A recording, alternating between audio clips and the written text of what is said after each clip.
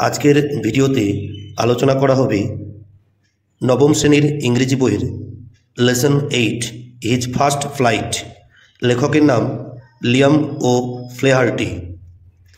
শুধুমাত্র ভিডিওটি না দেখে সাথে একটি বই রাখো এবং লাইন ধরে পুঙ্খানুপুঙ্খানুভাবে যখন বলা হবে তখন তোমরাও লাইনগুলি ভালো করে দেখবে। দেখো, প্রথমে the author and the text, অর্থাৎ অথারের সম্পর্কে এবং টেক্সটের সম্পর্কে বলা হয়েছে। লিয়াম ও ফ্লেহার্টি, যিনি জন্মগ্রহণ করেছিলেন 1896-এ এবং মারা গিয়েছিলেন 1984-এ, অর্থাৎ 1896 সালে জন্মগ্রহণ করেছিলেন এবং 1984 সালে মারা গিয়েছিলেন। ওয়াজ এ সিগনিফিক্যান্ট আইরিশ নোবেলিস্ট, একজন বিখ্যাত আইরিশ ঔপন্যাসিক ছিলেন। এখানে আইরিশ কেন বলা হয়েছে? কারণ তিনি আয়ারল্যান্ডের অধিবাসী ছিলেন। অ্যান্ড শর্ট স্টোরি রাইটার, এবং ছোট গল্পের লেখক ছিলেন। A major figure in the Irish Literary Renaissance, অর্থাৎ আইরিশ সাহিত্যের নবজাগরণের একজন অগ্রদূত ছিলেন তিনি। হিজ মোস্ট ফেমাস বুকস, তার বিখ্যাত কয়েকটি বইগুলির মধ্যে উল্লেখযোগ্য হল the informer, return to the brute, house of gold, etcetera. His first flight, a short story which symbolises the nervousness on experience before doing something new, অর্থাৎ তার এই ফার্স্ট ফ্লাইট অর্থাৎ প্রথম উড়া, এই ছোট গল্পে বর্ণনা করা হয়েছে কেউ কোনো কাজে বা নতুন কাজ করতে গেলে তার যে অভিজ্ঞতা এবং তার যে নার্ভাসনেস, সেটাই এখানে বর্ণনা করা হয়েছে। Is regarded as one of his most famous work, এটা তার বিখ্যাত একটি কাজের মধ্যে পড়ছে। তার বলতে এখানে লিয়াম ও ফ্লেহার্টির কথা বলা হয়েছে। এবার আমরা টেক্সট সম্পর্কে পড়ব। The following text, an abridged version of this short story, is about a young seagull and his experience of learning how to fly, অর্থাৎ এই গল্পে বর্ণনা করা হয়েছে যে একটি ছোট্ট শঙ্খচিল এবং তার ওড়ার অভিজ্ঞতাটা, সে কীভাবে উড়তে শিখবে সেটাই কিন্তু এখানে বর্ণনা করা হয়েছে।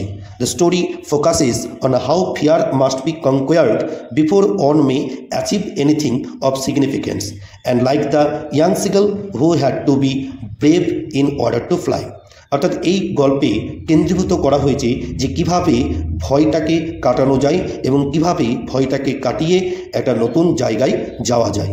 লাইক দ্য ইয়াং সিগাল, ঠিক যেমন ইয়াং সিগালের মতো। ঠিক আছে, এবার আমরা গল্পটা শুরু করব।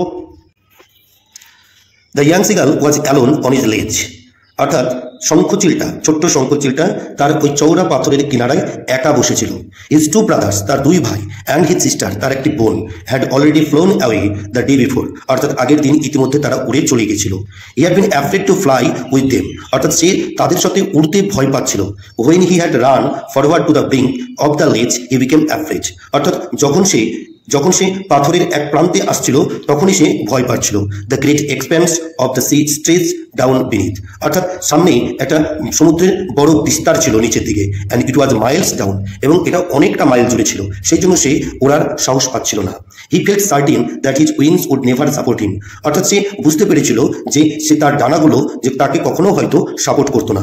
So he bent his head, সেই জন্য সে তার মাথা নত করলো। And ran away back to the little hole where he slept at night, অর্থাৎ যে সে আগের দিন অর্থাৎ গত রাত্রে যেখানে ঘুমিয়েছিল সেই গর্তে বা সেই বাসার দিকে সে চলে গেল। His father and mother had come around calling to him shrilly, অর্থাৎ তার বাবা এবং মা দুজনেই কিন্তু তার দিকে উচ্চ তীক্ষ্ণ সহকারে ডাকছিল। But for the life of him he could not move, কিন্তু প্রাণের তাগিদে বা জীবনের ভয়ে বা মৃত্যুর ভয়ে সে কি ওখান থেকে কিন্তু উঠতে পারছিল না। দ্যাট ওয়াজ 24 আওয়ার্স এগো, অর্থাৎ ইতিমধ্যেই কিন্তু 24 ঘন্টা কেটে গিয়েছিল। Since then nobody had come near him, তখন থেকে তার কাছে কেউ এসেছিল না, অর্থাৎ সেই ছোট্ট শঙ্খচিলটার কাছে তার বাবা মা, তার ভাই বোন কেউ এসেছিল না। এদিকে 24 ঘন্টা কেটে গিয়েছিল। দ্য ডে বিফোর, আগের দিন, he had raised his parents flying about with his brothers and sister, অর্থাৎ আগের দিন কী হয়েছিল দেখো, হি হ্যাড রেস্ট বলেছিলাম, এটা ওয়াচড হবে। সে লক্ষ্য করেছিল তার বাবা মাকে তার ভাই এবং বোনেদের সাথে ঘুরতে বা উড়তে। They were teaching them the art of flight, অর্থাৎ তার বাবা মারা তার দুই ভাই এবং বোনকে কিভাবে উড়তে হয় সেটা শেখাচ্ছিল। And how to dive for fish, এবং মাছ কিভাবে ধরতে হয় সেটাই শেখাচ্ছিল। He had seen his older brother, এখানে ওল্ডার হবে না এল্ডার হবে।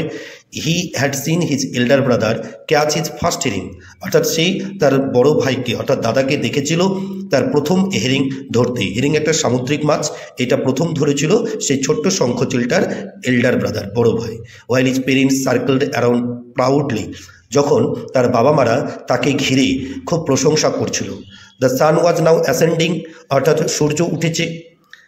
দ্য স্কাই, অর্থাৎ সূর্য উঠেছে। প্লেজিং ওয়ার্মলি অন হিজ লেজ দ্যাট ফেসড দ্য সাউথ, অর্থাৎ একেবারে জ্বলন্তর মতো প্রচণ্ড তাপ পড়ছিল।